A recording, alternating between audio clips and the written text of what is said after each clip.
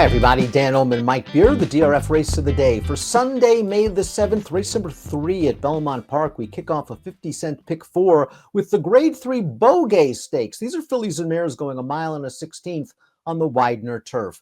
Let's take a peek at this field. 5-2 on the morning line for the 3.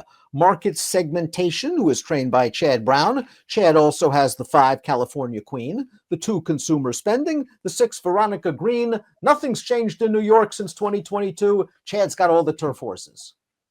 He's got all the turf horses. I suspect any one of these 4 horses, Dan, I don't think it'd be a big surprise to see them come out on top. I get Market Segmentation, I guess, being the morning line favorite coming off of a stakes win. She's still got a little something to prove, though, but it feels like there's some upside here. Chad doesn't have the speed, though, according to Timeform US. EV Jets is the speed down towards the inside in a race that could favor front runners, according to our friends at Timeform US. And EV Jets took advantage of getting to the lead and walking the dog in her seasonal debut. This race, the Plenty of Grace at Aqueduct last month. EV Jets went 25, 49 and change, and has enough to hold off the closers. And when you get that kind of setup, you're supposed to be strong in the stretch. Yeah, she had all the best of it here. This was a great spot for her to make her return day because you just knew that she was going to get loose on the lead in this race. And then she's dead game here in the stretch. This horse bearing down on her is a Chad Brown import who looks like she could be pretty good. And Evie just was not going to let her get by there. Good performance. I'm a huge fan of hers. That was probably a better time to have her. She was sort of overlaid against that field, I think. And this race is tougher, but she's still good. And she could make the lead in here. And even if she doesn't, Dan, she's fine without the lead, too. This horse is underrated. The number 2 is Consumer Spending, who had a fine season last year at 3 for Chad, graded stakes winner, grade 1 placed, but we have not seen her since August. And her late running style could work against the pace situation, as we saw from the Timeform US pace projector. I believe they have her well back in a situation that favors front runners. That being said, she showed some ability last year. Yeah, she did. It was a brief campaign, but her first 2 starts last year, both stakes wins for her. A really good performance in the Wonder again. I thought she ran fine in the Belmont Oaks. And even the Lake Placid, I mean, it wasn't a great performance, Dan, but man, that pace was super slow. They took a hold of this horse. She made a run off the turn and actually loomed in the stretch and just sort of flattened out. You almost wonder if something went wrong there because we didn't see her again after that. But she's pretty talented. I don't feel like she has to be compromised by pace in this race either. Number 3, Market Segmentation, is your morning line favorite in this race, beaten by surprisingly 2 starts back at Tampa Bay Downs. Chad then gave her a little bit of a class drop in the Sand Springs, a listed race at Gulfstream. She looked pretty good winning this race. She was sort of in and among horses all the way. Irad got her to the outside, split horses 4 wide, and she didn't just ridden out down to the wire. She only wins by a neck, but I'm not sure Irad got to the bottom of her here. I don't think so either. She just sort of doing what she has to do. She's just going to get up at the end here, but I don't think she was all in either. A good performance and a step in the right direction. I thought her endeavor was fine too back then. I don't think she ran as well as surprisingly did, but she ran okay in that race and looked a little bit harder to settle there too. I think if she falls into a trip here, she's obviously going to be tough. Your call on what kind of price you want to take on her. Now, Chad trained Contemporary Art last year, and he was fairly aggressive with her right off a maiden win, running her in the Saratoga Oaks, and she ran 4th that day. She then went to the sidelines, has returned for the fantastic Christophe Clement. And let's watch the seasonal debut. I know this is only a first-level allowance, and she's odds on, and she's supposed to win. I like the turn of foot she showed after she altered course down to the inside. She's able to get to the lead, and then she has to show a little bit of grit. I like the performance. I think she can build off of it. I do too. You're going to see her change her leads back and forth here a couple of times late in this race. I don't think that's any big concern. All in all, the trip really worked out for her in there. But it's worth noting that after breaking from the outside, she had to give away a lot of position early in that race because Rosario didn't want to get caught wide on the turn. So he just backed her out. And she actually gave away position and then moved up and made that run through the stretch. There's upside here. And she showed she had talent last year.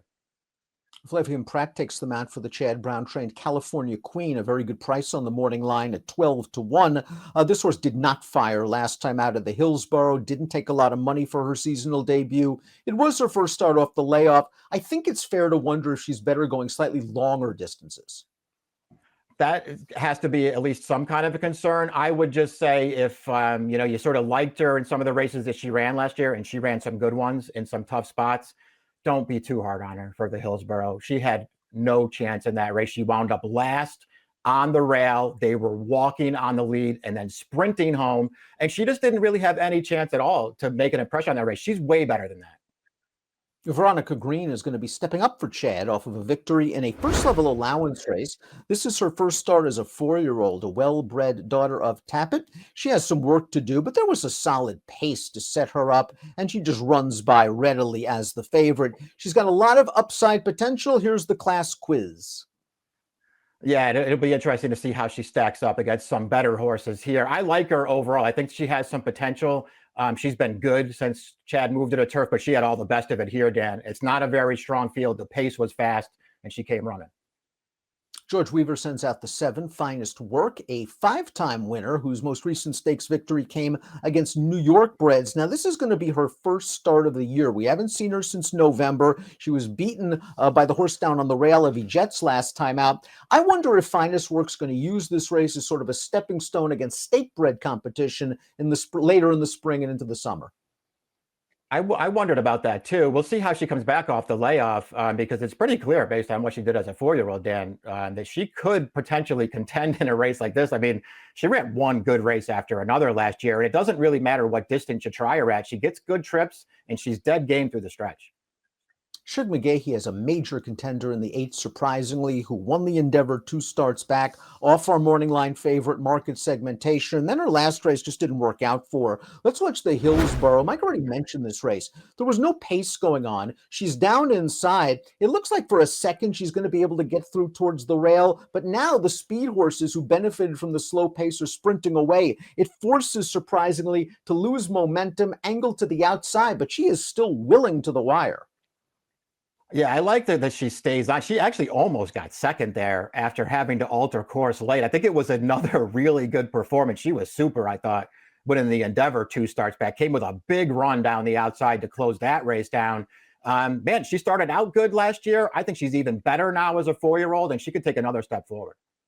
Now, this is Plan B for Shug, who had this horse entered in the Dahlia at Laurel twice. One time, the racing was canceled due to track maintenance issues. The second, it was washed off of the turf. But surprisingly, it looks like one of those Shug horses that's just going to keep getting better with maturity, and a fair price on the tote at 7-2. Before we get to our top selections, please click the subscribe button on the Daily Racing Form YouTube channel for the latest DRF videos. Top pick time for our Sunday race of the day, the Beaugay. I don't love the morning line price on my top pick Market Segmentation. I like the way she finished up last time out. I do think she has some upside. Your top pick, surprisingly, is very intriguing as well. Yeah, I just like, surprisingly, these last 2 races a lot, Dan. She just needs a trip here from the outside. I'm hoping that she gets one. I put one of the other Chads second, Consumer Spending. It's a long layoff, but I feel like she's a little bit underrated still. So I threw her in second. Maybe she'll be a fair price off the layoff. California Queen is third for me, just because I think she's going to get overlooked a little bit off of a running line that's not as bad as it looks. I pick Consumer Spending third. I wonder how far Evie Jets can take this field. She went gate to wire on a soft trip last time out, and she might be able to make the lead once again at a pretty solid price. 8257 for Mike, 3128 for me. Good addition of the Grade 3 Beaugay Sunday at Belmont. Good luck.